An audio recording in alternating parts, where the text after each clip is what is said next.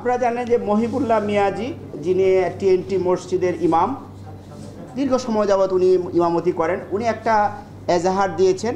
সেখানে উনি উল্লেখ করেছেন যে সকালবেলা হাঁটতে গিয়ে উনি 4-5 জন ব্যক্তি কর্তৃক উনি মাইক্রোবাসে করে ওনাকে জোর জবরদস্তি করে নিয়ে যায় এবং পঞ্চগড়ে ওনাকে আবিষ্কার করা হয় একদম একটা নাজেহাল অবস্থায়।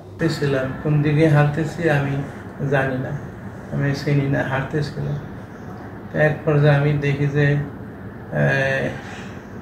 পঞ্চগড় জেলা প্রশাসকের কার্যালয়, তারপরে পুলিশ লাইন্স, এগুলি হাঁটিয়া পার হয়ে গেছে।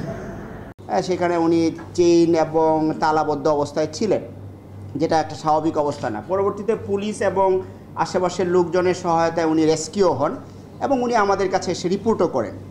রিপোর্টকালীন সময়ে উনি যেটা বলেন যে উনি শারীরিক এবং মানসিকভাবে অবসাদগ্রস্ত, উনি একটু সময় চান। তো আমরা অ্যাকর্ডিংলি তাকে সময় দিই এবং উনি তার ওই দিনেই বিকেলবেলা এসে একটা এজাহার, উনি লিখিত এজাহার দায়ের করেন।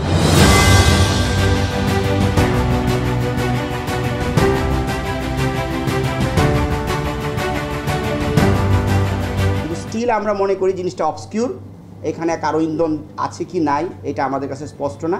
এই বিষয়গুলি পরবর্তীতে আপনাদেরকে স্পষ্ট করা হবে এবং যে সমস্ত প্রচলিত আইনে যেই প্রসিকিউশন প্রয়োজন আমরা এই অনুযায়ী তার বিরুদ্ধে অথবা আরও যদি কেউ যদি এটার মধ্যে থাকে ব্যবস্থা নেওয়া হবে।